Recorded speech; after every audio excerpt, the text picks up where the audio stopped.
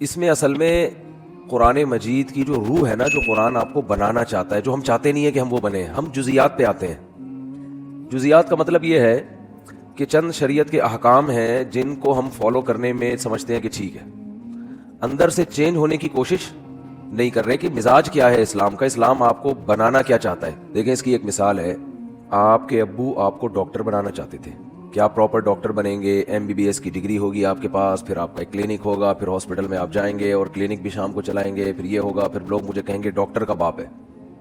یہ کیا ہے؟ ڈاکٹر کا باپ ہے۔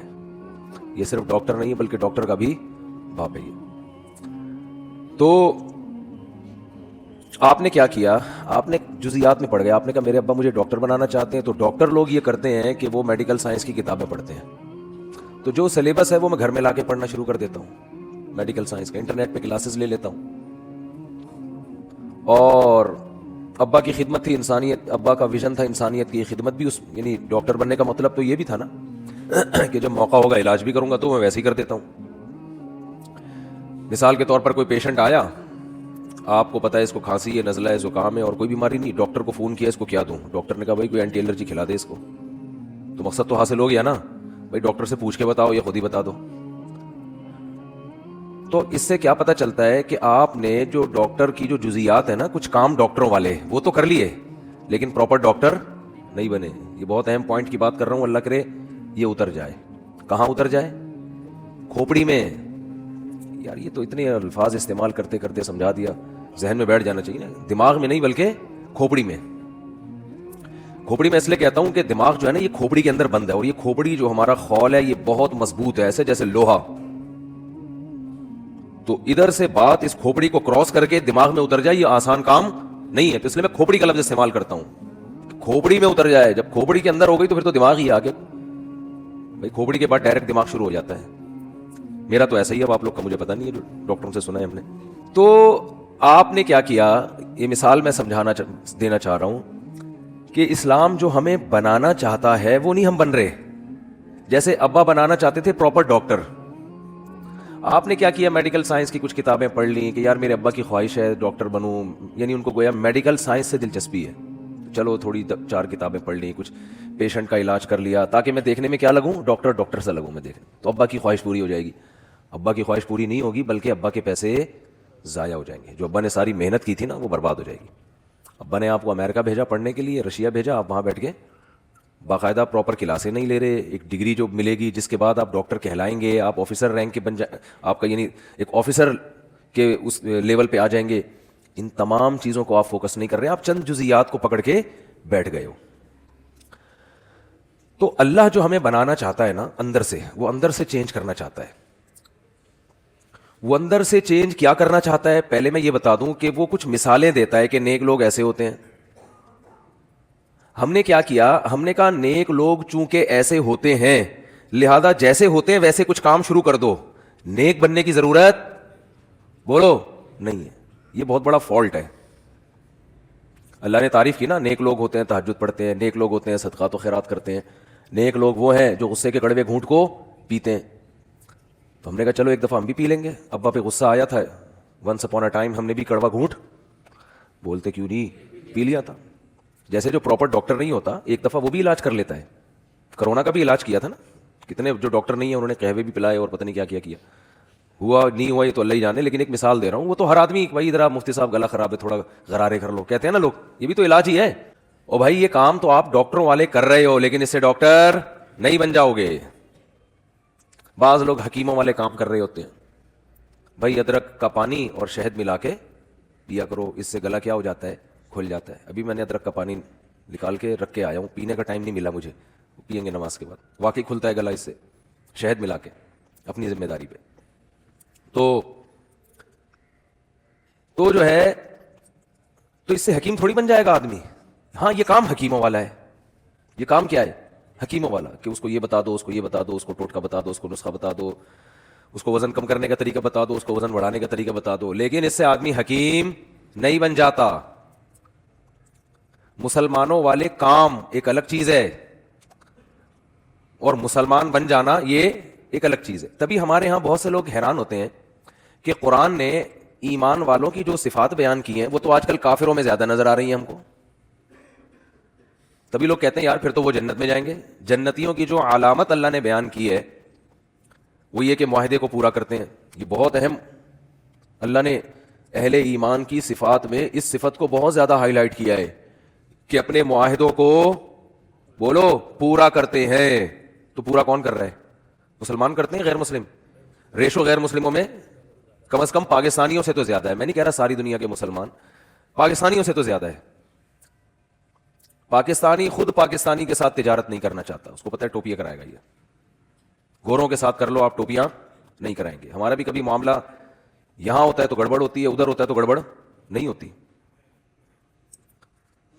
تو قرآن تو بیان کر رہا ہے. اور اچھا آگے چلیں, حدیث میں آتا ہے ایک صحابی نے پوچھا یا رسول اللہ مسلمان سے فلاں گناہ ہو سکتا ہے؟ فرمایا ہاں, کبھی خواہشات کا غلبہ ہوتا ہے, فلاں گناہ ہو سکتا ہے. میں گناہ کا نام اس لیے نہیں لوں گا کہ لوگ پھر ان حدیثوں کا غلط مطلب سمجھتے ہیں. لوگ سمجھتے ہیں کہ یہ گناہ بھی کر لو تو کچھ نہیں ہوتا, حالانکہ یہ ایک مثال سے سمجھایا جا رہا ہے. انہوں نے دوسرے نمبر پہ پوچھا یا رسول اللہ فلاں گناہ ہو سکتا ہے؟ فرمایا ہاں وہ بھی ہو سکتا ہے. کبھی انسان ہے توبہ کر لیتا ہے, روکتا ہے انسان اپنے آپ کو, لیکن ممکن ہے, ممکنات میں سے ہے. فلاں گناہ ہو سکتا ہے؟ فرمایا ہاں وہ فلاں بھی ہو سکتا ہے. صحابی نے پوچھا یا رسول اللہ مسلمان جھوٹ بول سکتا ہے کبھی؟ فرمایا نہیں, یہ نہیں ہو سکتا.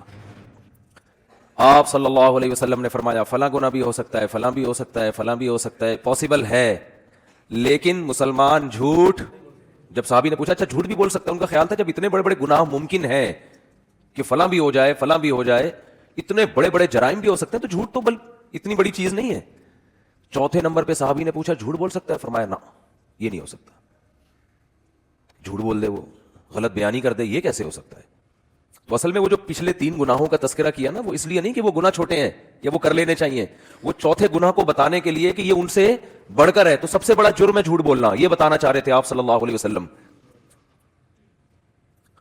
کہ زنا سے بھی بڑھ کر ہے, چوری سے بھی بڑھ کر ہے, اتنا بڑا جرم ہے یہ. لیکن عجیب بات ہے, کافر زنا کرتے ہیں, چوریوں کا ریشو بھی ان کے ہاں بہت ہے. اگر تھوڑا سا قانون کا ہاتھ ہلکا ہو جائے نا تو چوریاں بھی ہوتی ہیں. لیکن لوگ کہتے ہیں کہ جھوٹ نہیں بولتے, اور ہمارے ہاں سارا دن کیا کرتے ہیں. میں لوگ اس لیے کہ بتا رہا ہوں کہ بہت سی چیزیں ہم لوگوں سے سن کے آگے بتاتے ہیں لیکن پھر وہ غلط ثابت ہوتی ہیں. کسی بھی قوم کے بارے میں تبصرہ کرنے کے لیے ضروری ہے کہ جب تک انسان اس قوم کے گھروں میں جا کے نہ رہے نا. بعض لوگ کسی معاملے میں ایک نمبر ہوتے ہیں کیونکہ ان کا کلچر بن چکا ہوتا ہے, ان کے ہاں قانون ایسا ہوتا ہے, لیکن جب آپ کسی قوم کے ساتھ گھروں میں جا کے رہتے ہو تو پتہ چلتا ہے کہ یہ جھوٹ بولتے ہیں کہ نہیں بولتے. تو وہ ایسے نہیں پتہ چل جاتا. بعض دفعہ کاروبار میں انسان ایک نمبری اس لیے بھی کرتا ہے کہ میرا کاروبار چلے, وہ اس لیے نہیں کر رہا ہوتا کہ میں بہت نیک ہوں, میں جھوٹ نہیں بولوں گا, وہ اس لیے کہ اس کو پتا, ہوشیار ہوتا ہے, وہ وقتی نفع کو نہیں دیکھتا.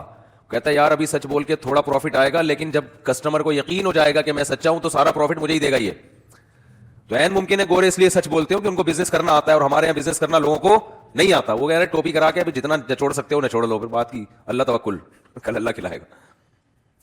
تو یہ غلط موقع پہ توکل ہو رہا ہے. لیکن فرض کر لیتے ہیں, ایک صاحب نے مجھے بتایا, کہتے ہیں گورے جھوٹ نہیں بولتے کسٹمر سے, بیوی سے بولتے ہیں, بہت زیادہ بولتے ہیں. 10 گرل فرینڈ رکھی ہوں گی لیکن بیوی کو یہی بولا ہوگا میری کوئی گرل فرینڈ نہیں ہے. سارے نہیں, ہر طرح کے لوگ ہر دور میں ہوتے ہیں. صحابہ کے دور میں بھی جب وہ کفر میں تھے تو کافر ہونے کے باوجود ان کے ہاں جھوٹ کو بہت برا سمجھا جاتا تھا.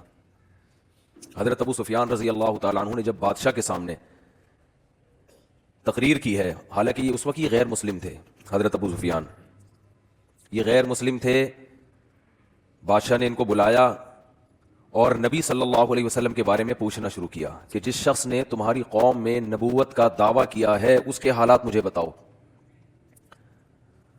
اب آپ بتائیے کہ جو سوال وہ پوچھ رہا ہے, حضرت ابو سفیان تھے اس وقت اسلام کے بہت بڑے دشمن, جنگیں ہو رہی تھیں, تو ایسے موقع پہ درست بات کرنا کس قدر مشکل کام ہے بادشاہ کے سامنے. تو حضرت ابو سفیان جب اسلام لائے نا تو خود اپنا بیان دیا, انہوں نے حدیث سنائی کہ بادشاہ نے جو مجھ سے سوالات پوچھے تھے کہ کیا محمد صلی اللہ علیہ وسلم نے 40 سال کے دوران کبھی تم نے ان کا کوئی جھوٹ پکڑا؟ ابو سفیان نے کہا کہ ہم نے کبھی جھوٹ بولتے ہوئے ہم نے نہیں دیکھا. تو پھر اس ہرقل نے کہا کہ ایک آدمی نے زندگی میں کبھی جھوٹ نہ بولا ہو اور ایک دم بولنے پر آیا تو اتنا بڑا جھوٹ کہ میں خدا کا نبی ہوں, یہ کیسے ہو سکتا ہے؟ دیکھو جو جھوٹ بولتا ہے نا وہ ایک دم سے نہیں بولتا, اس کی مثال ہے جو ڈاکو ہوتے ہیں. ایک ڈاکو نے کروڑوں روپے بینک سے لوٹے, 10 آدمی اس کے ساتھ, اور 10 بندوں کو مار دیا اور یہ کیا اور وہ کیا, لوٹ کے چلا گیا. پکڑا گیا تو کہہ رہا ہے میں نے تو آج تک کسی مسجد سے چپل بھی نہیں چرائی, یہ پہلی دفعہ ہوا ہے. تو مان لو گے؟ بولے گا یار پہلی دفعہ میں اتنی بڑی کارروائی نہیں ہوتی. فرسٹ ٹائم تو یہ ہوتا ہے کہ آپ مسجد سے چپل چراتے ہو, پھر لوگوں کی گھنٹیاں بجا بجا کے بھاگتے ہو, پھر یہ ہوتا ہے, پھر یہ ہوتا ہے, ہوتے ہوتے ایک وقت آتا ہے کہ آپ بہت بڑے ڈاکو بن جاتے ہو. تو ابو سفیان رضی اللہ عنہ بادشاہ کے سامنے کیا کہہ رہے ہیں؟ سچ. بادشاہ نے پوچھا کہ انہوں نے ان سے جب تمہاری جنگیں ہوئی ہیں تو کبھی ایگریمنٹ کی خلاف ورزی کی ہے؟ انہوں نے معاہدہ توڑا ہے, جنگ کا معاہدہ؟ ابو سفیان کہتے ہیں میں نے کہا نہیں, کبھی بھی معاہدہ نہیں توڑا. ہاں ابھی ہمارے اور ان کے درمیان ایک معاہدہ چل رہا ہے, اس کا مجھے نہیں پتا. یعنی ان کو ایک تھوڑا سا موقع مل گیا کہ ابھی آزمائش باقی ہے. تو حضرت ابو سفیان فرماتے ہیں کہ جب مجھ سے بادشاہ یہ سوال پوچھ رہا تھا, میرا دل چاہتا تھا کہ میں جھوٹ بولوں, میرا دل چاہتا تھا کہ میں بولو نا بھائی جھوٹ بولوں, لیکن مجھے خوف تھا کہ اگر میں نے جھوٹ بولا تو میری قوم کے لوگ جو میرے ساتھ تھے وہ بولیں گے عرب کا سردار ہو کے جھوٹ بولتا ہے, زبان خراب ہو جائے گی, اپنی قوم کا اعتماد ختم ہو جائے گا. گویا کہ میں اکیلا ہوتا تو شاید جھوٹ بول دیتا, بظاہر یہ مطلب نکلتا ہے, لیکن مجھے قوم کو جواب دینا ہوگا کہ قوم کہیں گے یار ہم نے آپ کو سردار بنایا ہوا ہے اور آپ ادھر آ کے کیا کر رہے ہو, جھوٹ بول رہے ہو. دیکھو یہ وہ قوم تھی جس میں اللہ نے پیغمبر کو بھیجا ہے, اسی قوم کو صحیح کیا اللہ نے. حضرت ابو سفیان بھی مسلمان ہوئے اور اسلام سے اتنی دشمنی تھی ان کو, اسلام لانے سے پہلے اتنا نقصان پہنچایا, مگر اسلام لاتے ہی نبی نے ایسا پروٹوکول دیا حضرت ابو سفیان کو کہ جو ابو سفیان کے گھر میں داخل ہو گیا اس کو پناہ ہے. کیوں؟ اندر سے ٹھیک ہیں. کیا کہہ رہے ہیں یار, بہت مشکل ہو گیا آج کل باتوں کو سمجھانا. اندر سے کیا ہے؟ ٹھیک ہے, ان کو پتا ہے, سچ کو صحیح سمجھتے ہیں, منافقت نہیں ہے. اگر دشمن ہے اسلام کے تو کھل کے دشمن, دوست ہیں تو کھل کے دوست ہیں, دو نمبری نہیں ہے. اللہ نے حضرت موسیٰ کو بنی اسرائیل میں بھیجا کیونکہ حضرت موسیٰ آخری نبی نہیں تھے. بنی اسرائیل پہ کتنی محنت کی, مگر کیا ہے ان کا رویہ؟ دو نمبری والا. جہاں مفاد نظر آتے وہاں چلے جاتے.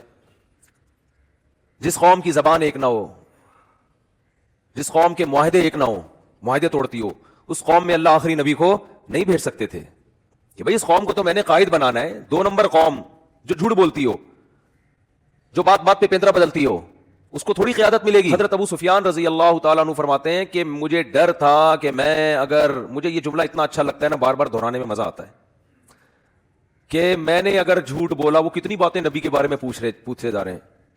اس نے کہا کہ ان کی باپ دادا میں کوئی بادشاہ گزرا ہے؟ کہا نہیں. اس نے کہا اگر بادشاہ گزرا ہوتا تو میرے ذہن میں آتا کہ اولاد کو بھی سیاست کا شوق ہوتا ہے نا. ابا وزیر اعظم گزرے, صدر گزرے, تو بیٹے کا بھی دل چاہتا ہے یار کچھ کرسی ہمارے پاس بھی ہے. تو ان کے تو صدیوں تک کوئی بادشاہ گزرا ہی نہیں ہے, تو ایک دم سے ان کو کیسے خیال آ گیا؟ کہا اچھا جو جنگیں ہوتی ہیں ان میں فتح کس کو ہوتی ہے؟ کہا کبھی ان کو کبھی ہمیں, دونوں طرف معاملہ چلتا ہے. تو ایک ایک چیز کا جواب کیا دے رہے ہیں؟ صحیح, کیونکہ کافر ہیں لیکن ڈر ہے کہ میری سرداری چلی جائے گی. لوگ بولیں گے قریشی ہاشمی ہو کے, ہمارا سردار ہو کے, دشمنی اپنی جگہ ہے لیکن جھوٹ تو نہ بولو.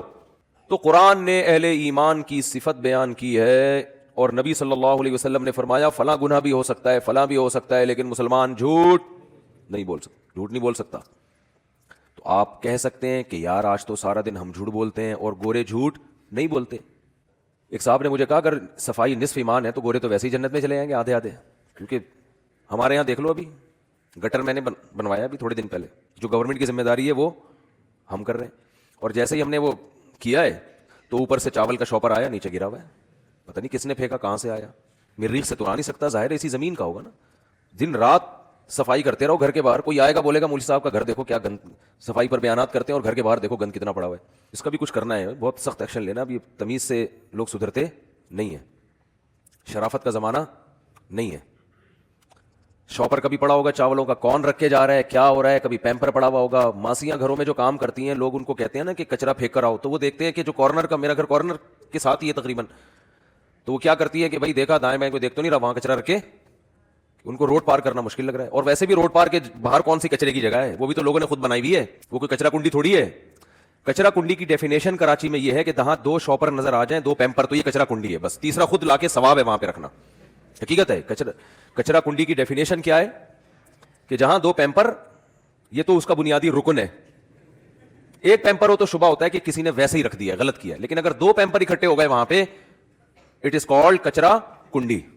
پھر 25-30 ویسے ہی ہو جائیں گے, پھر پورا ڈھیر ویسے ہی بن جائے گا. جیسے بدعتیوں کے ہاں کوئی بھی قبر بنا دو نا اونچی کر کے, ایک جھنڈا لگا دو, تو اب اندر کون ہے کیا ہے اس سے غرض نہیں ہے. ایک صاحب نے مجھے یہاں تک بتایا ایک مزار ہے جس میں گدھا دفن ہے, اور ایک مجاور بیٹھا وہاں پہ ایک جھنڈے لگا کے, اور دنا دن قوالیاں چل رہی ہیں, اور کسی کو نہیں پتا بھائی یہ کوئی دامت برکاتم نہیں ہے, یہ گدھا دفن ہے یہاں پہ. وہ گدھا بھی بولتا ہوگا یار اتنا پروٹوکول مجھے زندگی میں نہیں ملا. حقیقت ہے. تو میں نے اس سے کہا, میرا دل چاہ رہا تھا میں اس سے کہوں کہ اندر گدھا دفن ہو یا نہ ہو, باہر جتنے وہ سارے گدھے ہیں, اس میں کوئی شبہ نہیں ہے. وہ تو بیچارہ فزیکلی گدھا تھا نا, اور یہ روحانی گدھے ہیں جو مزاروں پہ بیٹھ کے یہ حرکتیں کر رہے ہیں. ان المساجد للہ, مسجدیں ہیں اللہ کے لیے. فلا تدعوا مع اللہ احدا, اللہ نے فرمایا یہاں کہ اللہ کو پکارو, اور یہاں بھی اللہ کے علاوہ کسی اور کو نہیں پکارو, صرف یا اللہ مدد مسجد میں, یہاں بھی کسی اور کو نہیں پکارو, یہ میرا گھر ہے میرا. ہمارے نبی بھی آئیں گے تو اللہ کو پکاریں گے. اللہ نے قرآن میں کیا فرمایا, ما کان لبشر, کسی بشر کے یہ میں کوئی یہ مجال نہیں ہے, ان یؤتیہ اللہ الکتاب والحکمہ, اللہ اسے کتاب بھی دے, حکمت بھی سکھائے, نبوت بھی دے, ثم یقول للناس کونوا عبادا لی, پھر وہ لوگوں کو اپنی طرف کھینچنا شروع کر دے. فرمایا نا نا نا نا نا, یہ اللہ نے عیسائیوں کو کہا کہ عیسیٰ علیہ السلام کو مت پکارو, یہ عیسیٰ کی تعلیمات نہیں ہے. فرمایا ہر پیغمبر کی تعلیمات یہ ہے کہ کس کی عبادت ہوگی, اللہ کی. آپ کہتے ہیں ہم پکارتے ہیں, عبادت تھوڑی کر رہے ہیں. تو عبادت پکار ہی کو کہتے ہیں. عبادت کا جو مغز ہے نا وہ تو پکارنا ہے, دعا ہے. دنیا میں جتنی عبادتیں ہوتی ہیں بھگوانوں سے مانگا جاتا ہے, اٹ از کالڈ عبادت, اس کو عبادت اور ورشپ کہا جاتا ہے. ہندو جب مندر میں جاتا ہے نا عبادت کرنا ہے تو کیا ہوتا ہے, بھگوان سے مانگ رہا ہوتا ہے وہ, ورنہ وہ بھی کہہ سکتا ہے میں مانگ رہا ہوں, میں عبادت تھوڑی کر رہا ہوں, میں تو بھگوان سے یوں کہہ رہا ہوں کہ یہ میرا کام کر دو, یہ میرا کام کر دو.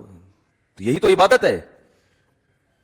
اچھا خیر, تو میں Mufti Tariq Masood Clips.